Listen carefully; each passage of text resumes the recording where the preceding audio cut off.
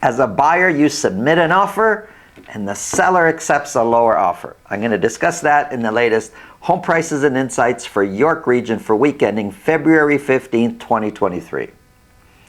This discussion is based around a comment we received on our YouTube channel. The comment comes from the buyer. The buyer basically states in the comment that they submitted an offer. Seems like a fairly strong, reasonable offer. They submit an offer only to find out later that the seller accepted a lower offer. And the buyer is naturally upset. And the buyer feels that perhaps something unethical happened here. Perhaps the listing agent didn't communicate the correct number to the seller. Perhaps the listing agent didn't even let the seller know there was another offer. Perhaps the listing agent sold the property to the cooperating agent that was his colleague. Now, they weren't from the same brokerage. I did look that up. But perhaps they were friends. Look, is any of that possible? Of course it is. There are unethical situations that happen all the time. How do you avoid that is the real question. Well, I can't comment on that situation specifically because I do not know all the details. I do know that it could not necessarily be the listing agent's fault. It could also be the agent representing the buyer's fault. I'll give you an example, personal example. I receive offers on our listings all the time. Sometimes they end up going to the junk folder. I don't know that the offer is there. Now, I do have checks and balances that deal with that, but it's possible if the listing agent is not looking at that folder that they miss an offer. And I'll get into how to avoid that. But there's also situations where I receive an offer and the agent, the buying agent who sent the offer, doesn't even follow up with a phone call to say, hey, I sent you an offer. Sometimes a half a day goes by, a whole day, and they say, hey, what about our offer? Have you negotiated yet? But we haven't even had a discussion yet.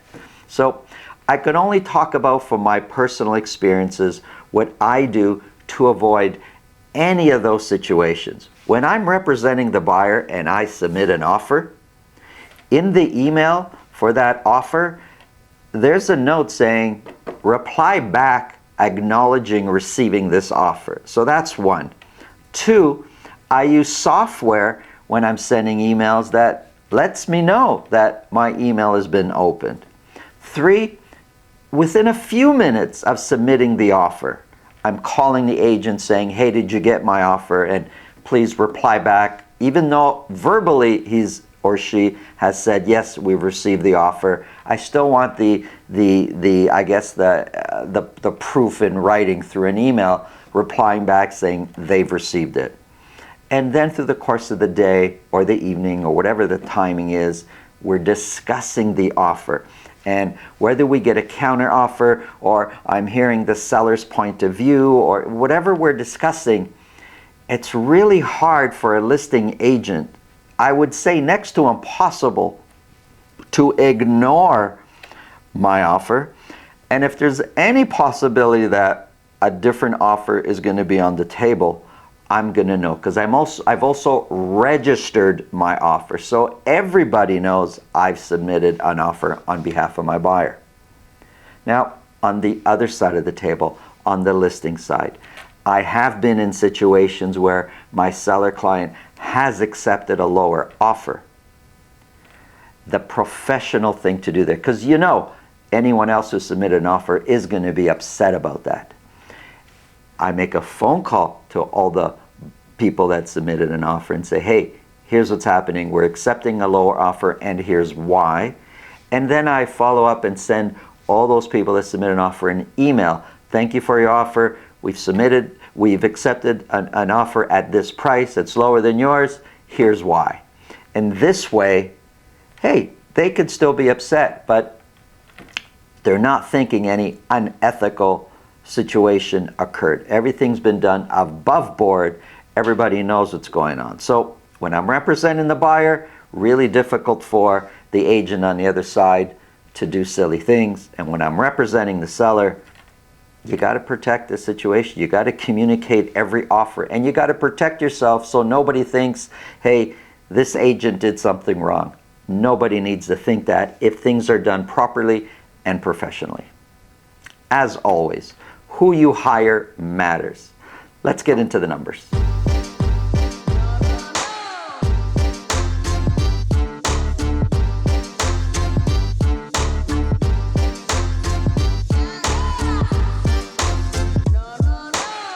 If you want to speak with me about your real estate situation, selling, buying, it's really simple. Below this video in the description there's a link to my calendar. Click on that, book a time that's convenient for you. This way I'll know ahead of time and I'll make sure my schedule is organized so we can talk about whatever's on your mind.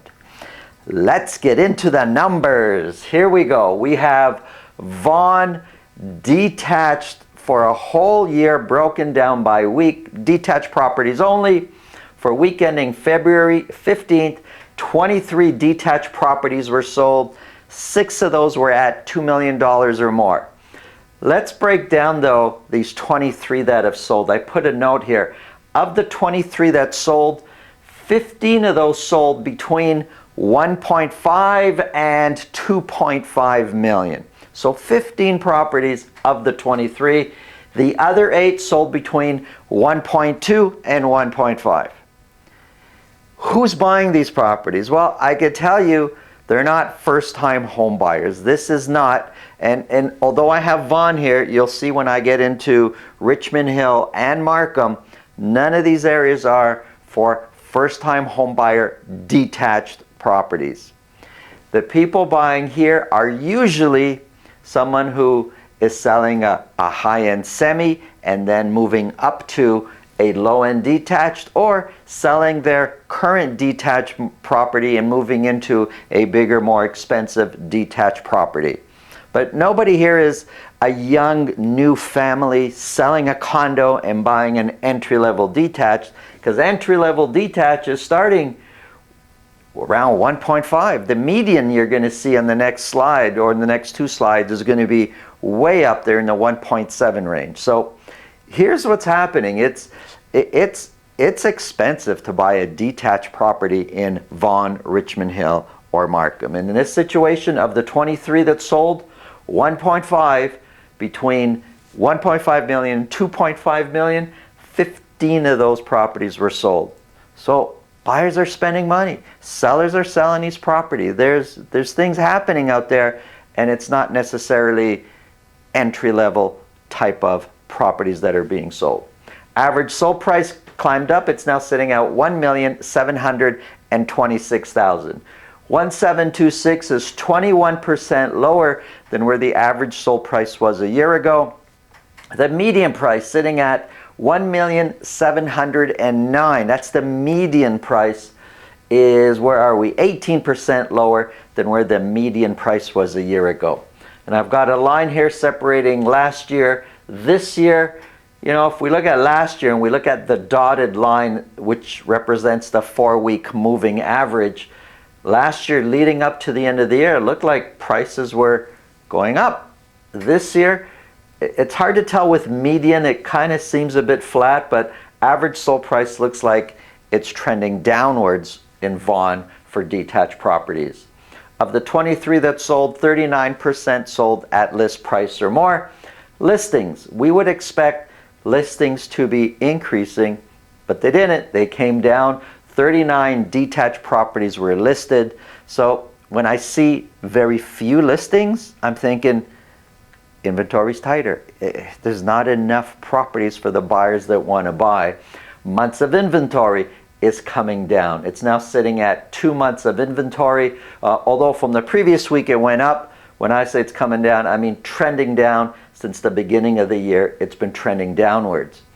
That would lead me to believe that prices should be going up, but they're not. Prices have been coming down and these are average sold prices for Vaughan. Let's look at Richmond Hill. 16 detached properties were sold. 5 of those were at $2 million or more, but look at this note here. So 16 were sold, 14 of those 16 sold between 1.5 million and 3.4 million. People are spending money. Oh, sorry. Forgot to tell you, forgot to tell you the average sold price. Average sold price for detached properties in Richmond Hill, $1,869,000.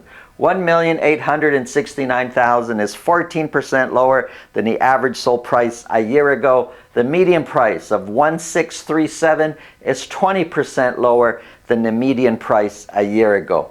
And if we look at the 4-week moving average, last year, both for average and median, heading towards the end of the year, it looks like those prices were trending upwards. This year, although it's up and down, kind of looks flat, but have a look, judge for yourself. Looks like prices are generally a bit flat, maybe for median trending downwards. Of the 16 that sold, more than half, 56% sold at list price or more. Let's look at listings. The blue, those are the listings last year at this time, and they were going up aggressively, I would say. Each week as we head into the spring, which is normal, we expect more and more listings as we head into the spring season. Well, for this year, 2023, yeah, they're moving up, they're trending upwards, but not really by that much. Months of inventory did come down quite a bit, but now it's been quite flat for a little while, sitting at 2.1 months of inventory. Here's Markham. 16 detached properties were sold. 6 of those were at $2 million or more. But if we break the 16 down even further, 12 of the 16 sold between 1.5 and $2.7 million. People are spending money. And I mean, these are not entry-level detached type properties. Well, entry-level in Markham is, around 1.5 million. 1 million, average sold price is 1,877,000, which is 12% lower than where the average sold price was a year ago. Median price is slightly higher than the average price. Median price is 1,926,000, and that's 7% lower than where the median price was a year ago.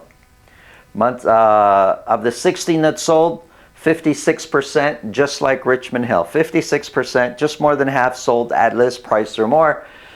Listings, well, last year they were going up at this time of the year. This year for Markham, looks like we're listing fewer and fewer, which, if we project that further, I don't know what's going to happen next week, the week after, the week after. Maybe everybody wakes up and decides now we're going to list our properties. But if it stays on this trend, inventory is getting tighter and tighter and fewer choices, because listings look like for Markham, they're actually declining as we move closer towards spring. Months of inventory sitting at 1.8 for Markham. Here's condos. This is for all of York region. 46 condos were sold. One of those was at $1 million or more. Average sold price, $700,000 even. $700,000 is 14% lower than where the average price was a year ago. The median price of $653,000 is 15% lower than where the median price was a year ago. We've got the red line here separating last year, this year. Last year, heading towards the end of the year, looked like average price and median price for condos was trending down. This year, it's kind of flat or trending up. Well, the median looks like it's kind of flat. The average sold price, it's trending up slightly from the beginning of the year to where we are now. Of the 46 that sold, only 20% sold at list price or more. Listings, this is what we like to see. We like to see lots of listings. We like to see listings trending upwards as well. I shouldn't say like to see. It's normal. This is what we would expect to see, more and more listings. Months of inventory has come down, sitting at 1.7 months of inventory. Here's a quick summary. Overall, months of inventory still quite low. We are sitting in a seller's market. It's not the kind of seller's market that we saw a year ago where prices were just in a day after a property sells, prices are 50,000 higher than the last sale, which was, almost hours earlier. But prices are starting in some areas to creep up, and there is some competition in all good houses that are priced right. There's competition. You really need to align yourself with a good listing agent and a good buyer's agent. It'll make all the difference in the transaction. Who you hire matters. Thanks for watching. Have a great day.